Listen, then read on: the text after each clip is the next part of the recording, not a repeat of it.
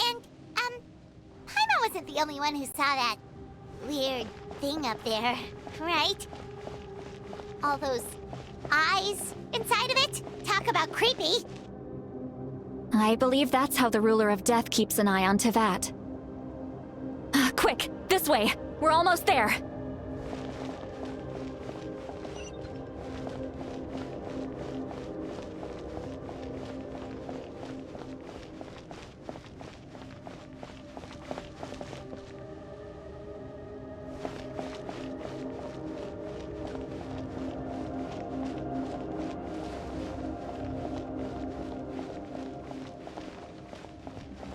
Look! It's Moeka!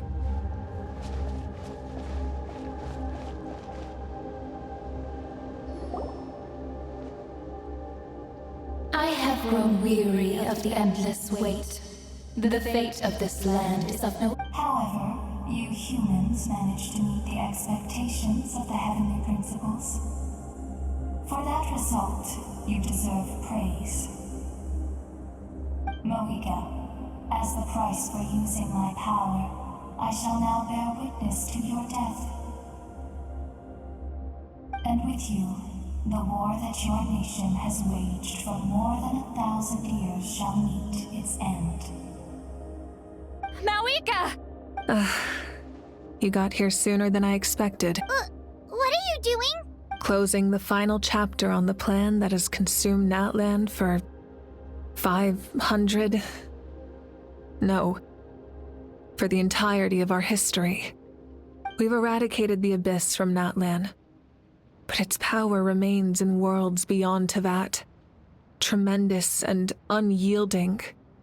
Only by completely restoring the Night Kingdom can we defend against its corrosion in the long run.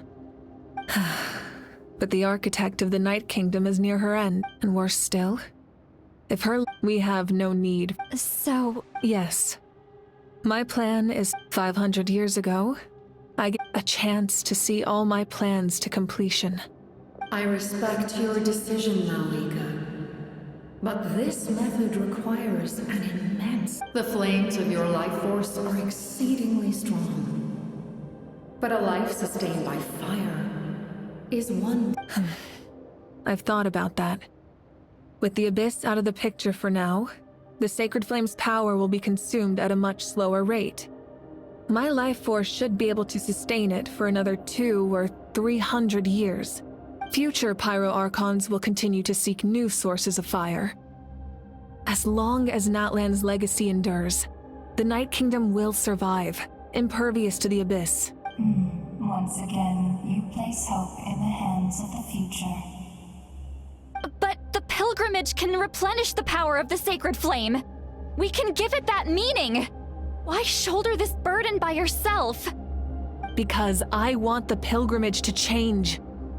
The pilgrimage was an essential part of our struggle against the Abyss, a grand competition full of promise and glory.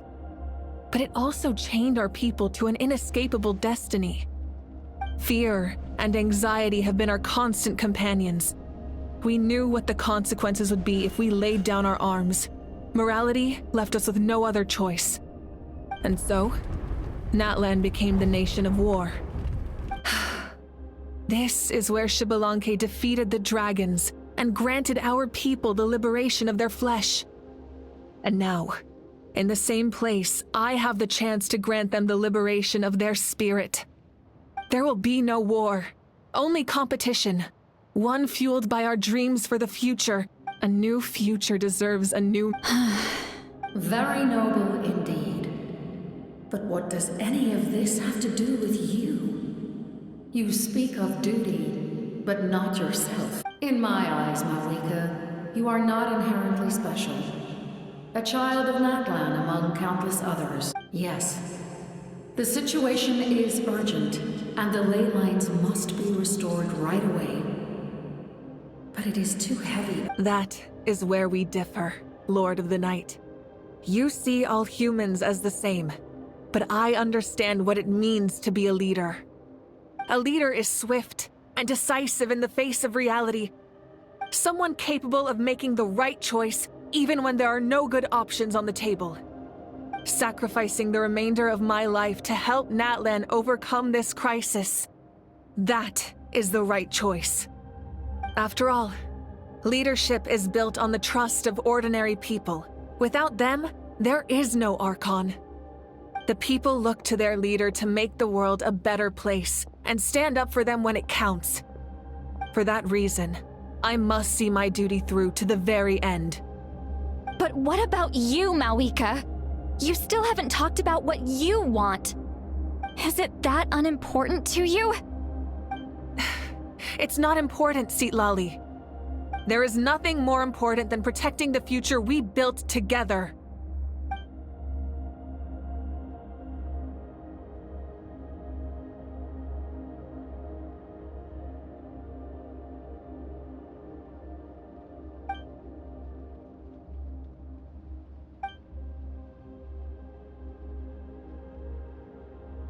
I shall accept Malika's sacrifice for the Lord of the Night as her death.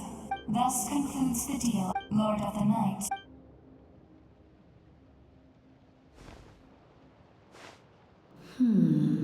What are you waiting for? There is another who wishes to take part in the ceremony. And I cannot disregard their intentions. Another? I was to bear witness to a death, and now the situation is increasingly tenuous. If the life of this second individual fails to meet my requirements, I fear I may lose my patience. Rest assured, his life will hold equal value. I am the helper of humanity, and I must always place their demands first, no matter who the human may be. Cumbersome. But there is nothing to be done. Such is the duty of an angel. Wait, this feeling. We made it.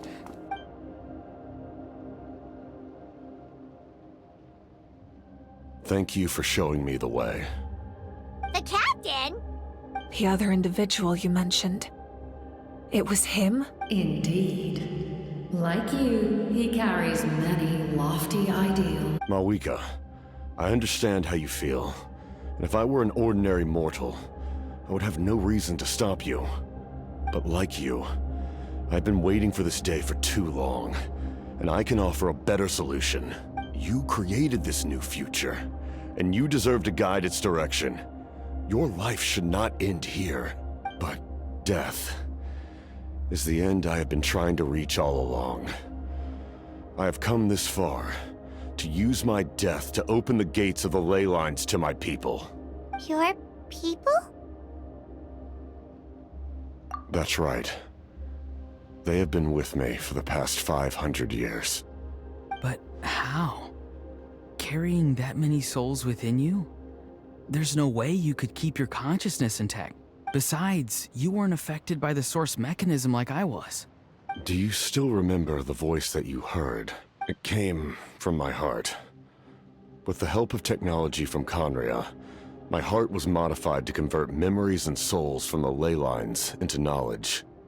As a result, I became extremely sensitive to souls, and developed the ability, after encountering countless lost souls during the disaster 500 years ago, the lives of my comrades, as well as many Natlanese. And you want to send them home?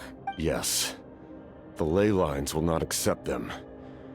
But by merging my existence with the Lord of the Night, I can become master of the ley lines and change the rules entirely. He expressed this to me, and I agreed. The captain envisions a kinder and fairer set of rules for humanity.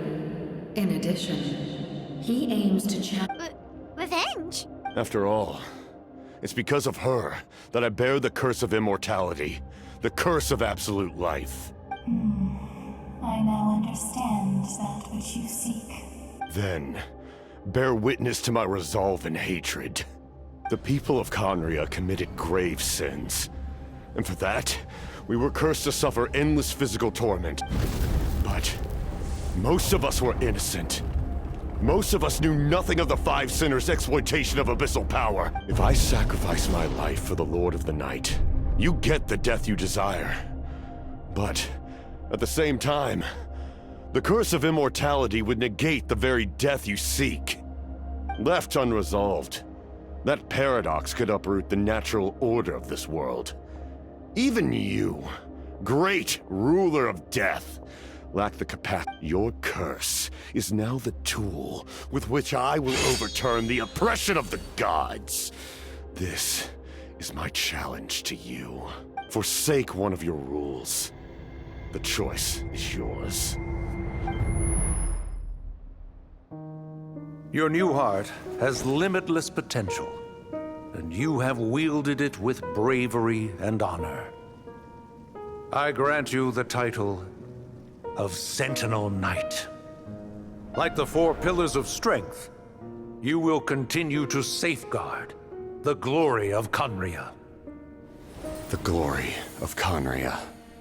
Our land, our dignity, and every comrade who fights alongside us.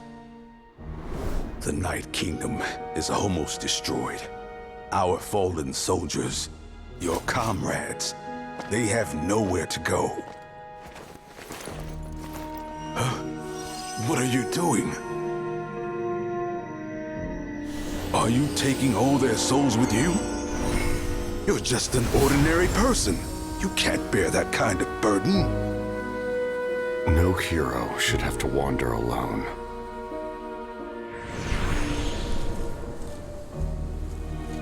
The curse of immortality.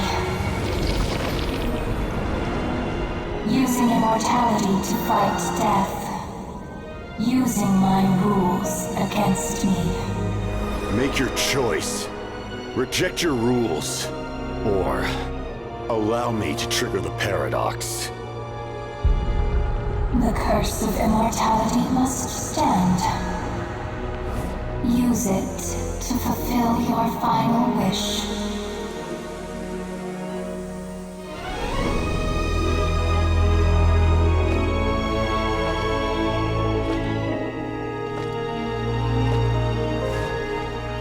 Well fought, my lord. Thank you for everything.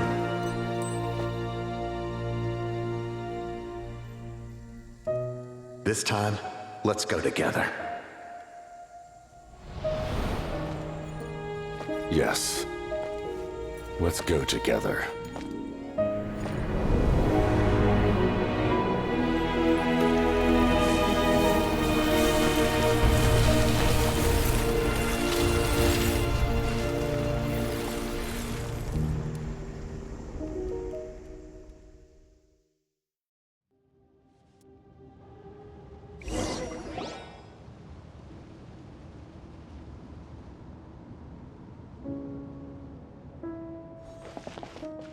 The captain, he... The curse of immortality still exists. Does that mean the captain will never move from this place? Lord of the Night, is the captain still with us? There is no need to pursue traces of him.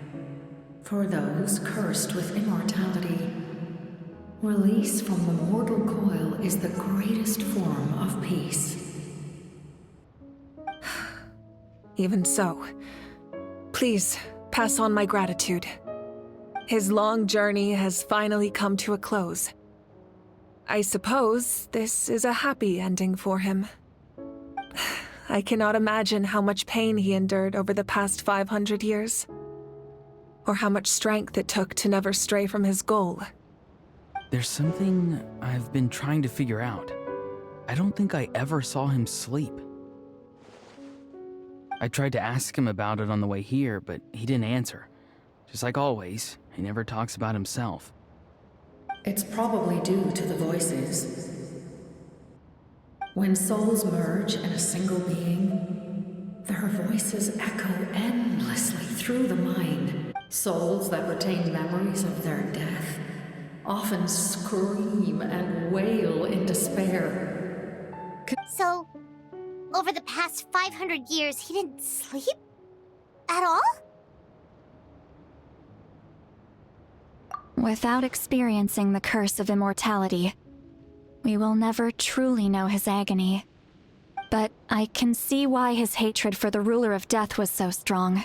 In the end, he used that immortality to his advantage, and granted the Lord of the Night eternal life by fusing his existence with hers. Well fought, Captain. You may wonder why the Night Kingdom, a land of souls, was unable to accept the souls adrift on the surface. The reason lies in the Heavenly Principle's modifications.